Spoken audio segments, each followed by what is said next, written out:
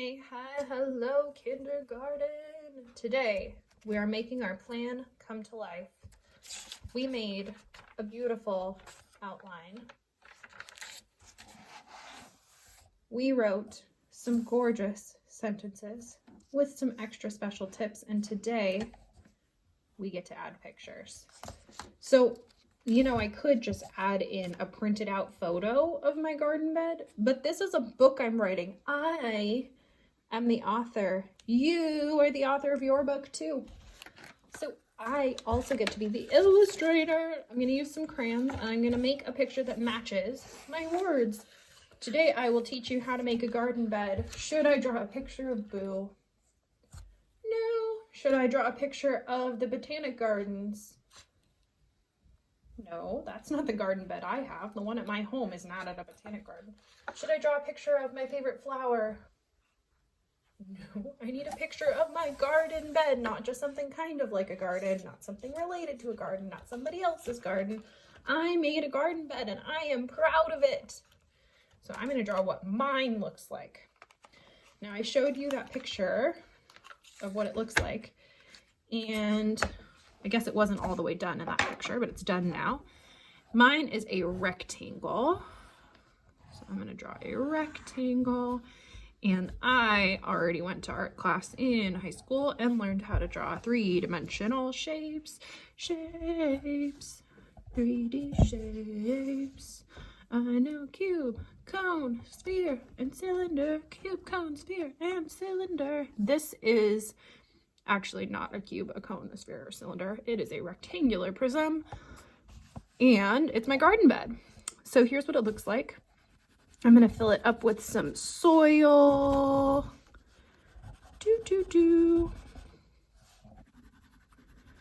Some nice, rich, dark, composty soil. Now my soil is kind of the same color as my garden bed because they're both brown.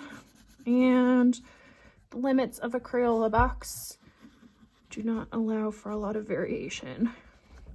But kind of what it looks like. Let's see, what color could I use that would be appropriate for the outside? I guess it's kind of peachy. Sure, we'll say that's it. And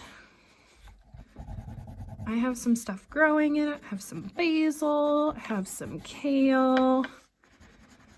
Basil's pretty light green.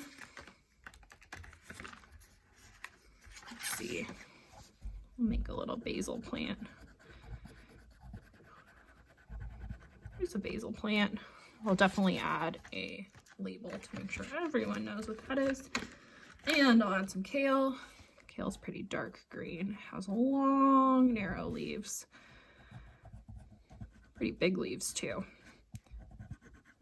Over the summer I had other things growing, but it is not summer in Los Angeles these days. So there is not a tomato in sight. I do have some carrots growing, and you can see my hair in this picture. Carrots have really little tops like this, but the carrot part actually grows under the ground. All right, we'll call that good. Let's label them. What did I say this was? Basil. Did you get it right? Basil. Here's my kale. Kale is a word with a silent E, silent E.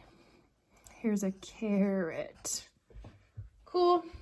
There's my garden bed. Today I'll teach you how to make a garden bed. First, make a plan. Measure how big it will be. Make a list of what you need from the store. So I'm going to make a picture here of my list. I like to keep my list in a notebook.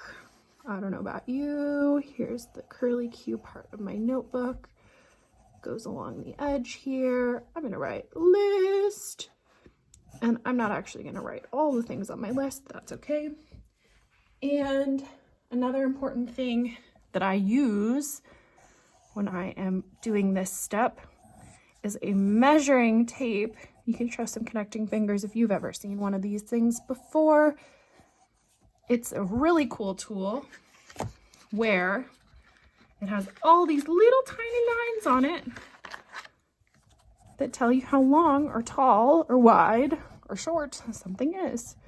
So it looks like this.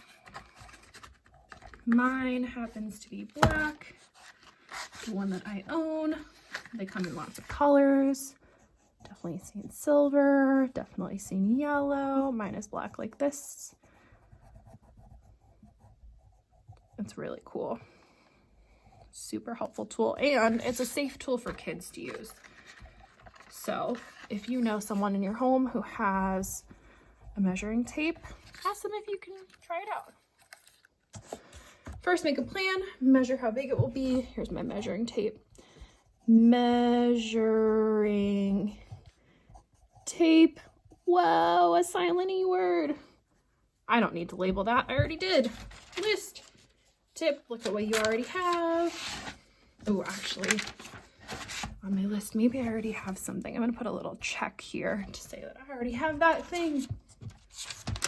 All right. Next, go to the store. Look at your list. Buy the stuff you need. So I'm going to draw a picture of the store. Your store might look different from mine. Maybe we go to the same one. I'm going to label it store. And I'm also going to draw, let's see, look at my list. I'm going to draw some eyeballs looking at my list. My list is in a notebook, remember, list. I'll color these in so they look a little better. All right, looking at my list, and here's the store. And buy the stuff you need. Oh, you need dollars to buy stuff. Dollars. Buy the stuff you need. Okay, I'm going to color that in just a second after I do this. Last, measure and cut the wood. All right, here's the piece of wood. And I'm going to cut it with a saw. Here's my saw. I'm going to drill holes and screw it together. So I need, this is definitely not something that kids can do on their own, a screwdriver. And I'm going to build it. Cool. So I'm going to measure it, meaning I need to say exactly where it needs to be cut. All right, let's do some coloring. Oh, some labels. This is money. Money. I already labeled my list. I already labeled store. Here's my wood. Wood. Here's my saw. Here's my drill. I'm not sounding these out because I already wrote most of them down here, so I can double check how I already wrote them. All right, the store I go to for this job happens to be one with a big orange front. Maybe you know this store.